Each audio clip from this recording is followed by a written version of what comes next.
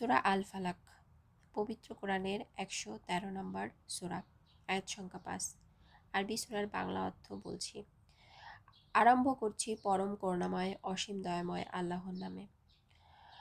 ১ নম্বর আয়াতের বাংলা অর্থ, বলো আমি আশ্রয় চাচ্ছি সকালবেলার রবের। ২, তিনি যা সৃষ্টি করেছেন তার অনিষ্ট হতে। ৩, আর অন্ধকার রাতের অনিষ্ট হতে যখন তা আচ্ছন্ন হয়ে যায়। ৪, এবং জাদু করার উদ্দেশ্যে গিরায় ফুৎকারকারিণীদের অনিষ্ট হতে। ৫, এবং হিংসুকের অনিষ্ট হতে যখন সে হিংসা করে। ফালাক শব্দে সাধারণত দুইটা অর্থ পাওয়া যায়। একটা অর্থ হচ্ছে, ফালাক শব্দের অর্থ ভোর, সকাল, প্রভাত। আর একটা অর্থ এরকম যে চিরে ফেলা, ভেদ করা, ফাটানো। তার মানে হচ্ছে অন্ধকার দূর করে সকাল হওয়া, অন্ধকার ভেদ করে আলোর দিকে যাওয়া, এরকম অর্থ প্রকাশ করে। ১ নম্বর আয়াতে বলছে যে আল্লাহ বলো, বলো কথাটি হযরত মুহাম্মদ সাল্লাল্লাহু আলাইহি সাল্লামকে বলছে, পরবর্তীতে মুমিনদেরকে উদ্দেশ্য করে বলা হয় যে বলো আমি আশ্রয় চাচ্ছি সকালবেলার রবের। আমি আশ্রয় চাচ্ছি সকালবেলার রবের মানে আল্লাহ অন্ধকার দূর করে সকাল নিয়ে আসে, কষ্ট দূর করে সুখের দিকে নিয়ে যায়, অন্ধকার দূর করে আলোর দিকে নিয়ে যায়। তাই বলা হচ্ছে যে আমি আশ্রয় চাচ্ছি সকালবেলার রবের। ২ নম্বর আয়াতে বলছে যে তিনি যা সৃষ্টি করেছেন তার অনিষ্ট হতে।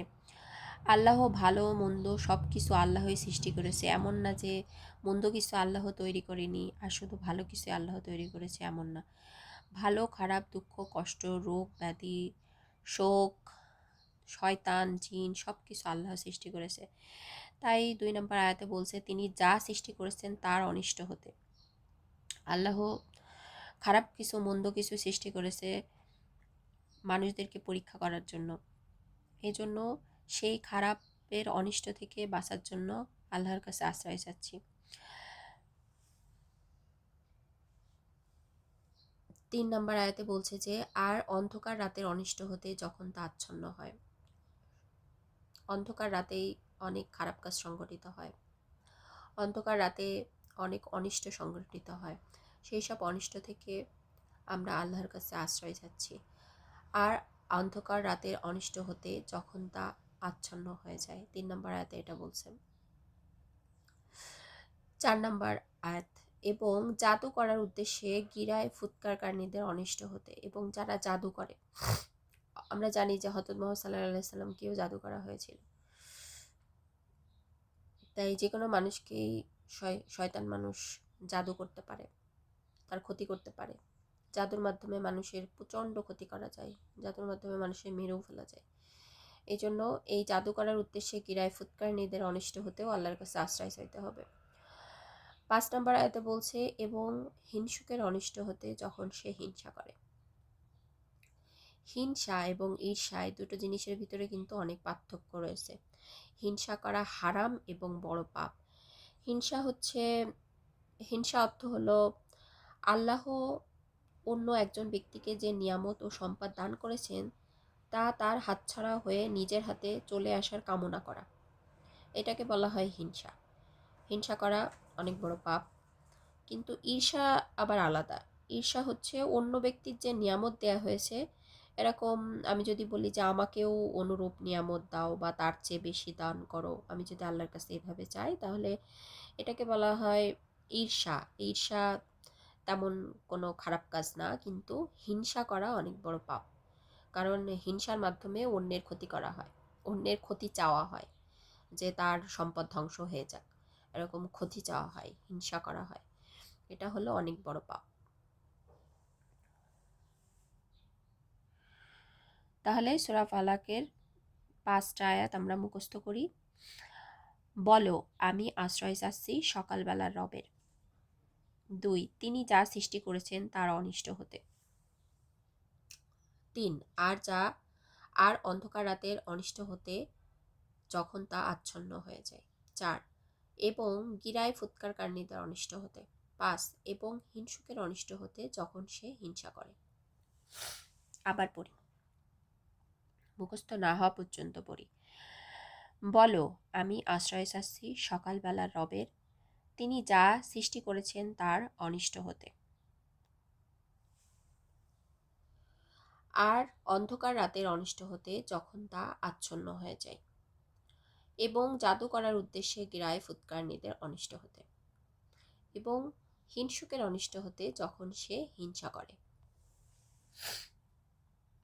1 নম্বর আয়াত, বলো আমি আশ্রয় চাচ্ছি সকালবেলার রবের, তিনি যা সৃষ্টি করেছেন তার অনিষ্ট হতে,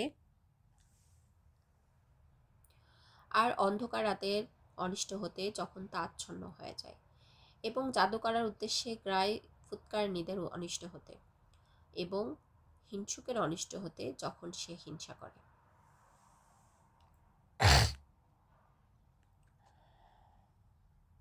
আরম্ভ করছি পরম করুণাময় অসীম দয়াময় আল্লাহর নামে। বলো আমি আশ্রয় চাচ্ছি সকালবেলার রবের, তিনি যা সৃষ্টি করেছেন তার অনিষ্ট হতে, আর অন্ধকার রাতের অনিষ্ট হতে যখন তা আচ্ছন্ন হয়ে যায়, এবং জাদু করার উদ্দেশ্যে গ্রায় ফুৎকারনীদের অনিষ্ট হতে, এবং হিংসুকের অনিষ্ট হতে যখন সে হিংসা করে।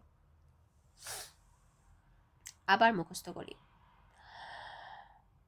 আরম্ভ করছি পরম করুণাময় অসীম দয়াময় আল্লাহর নামে।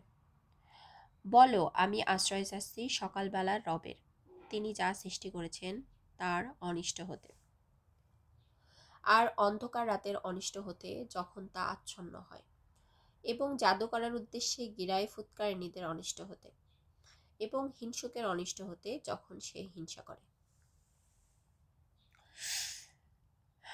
আমার বাংলা অর্থ মুখস্থ হয়ে গেছে, আপনাদেরও মুখস্থ হয়েছে কিনা জানাবেন। এখানে কোরআনের শেষে এই অংশটুকু লেখা আছে যে, আয়েশা রাদিয়াল্লাহু তাআলা আনহা হতে বর্ণিত, তিনি বলেন, যখন রাসূলুল্লাহ সাল্লাল্লাহু আলাইহি সাল্লাম অসুস্থ হয়ে পড়তেন তখন তিনি আশ্রয় প্রার্থনায় সূরা ফালাক ও নাস পাঠ করে নিজ দেহে ফুঁক দিতেন, এবং স্বীয় হাত দ্বারা শরীর মাসাহ করতেন। এরপর যখন মৃত্যুরোগে আক্রান্ত হলেন তখন আমি আশ্রয় প্রার্থনা সূরা দুটি দিয়ে তার শরীর ফু দিতাম, যা দিয়ে তিনি ফু দিতেন, আর আমি তার হাত দ্বারা তার শরীর মাসাহ করে দিতাম। বুখারী 4439। এছাড়াও অন্যান্য যে বিভিন্ন হাদিসে এসেছে।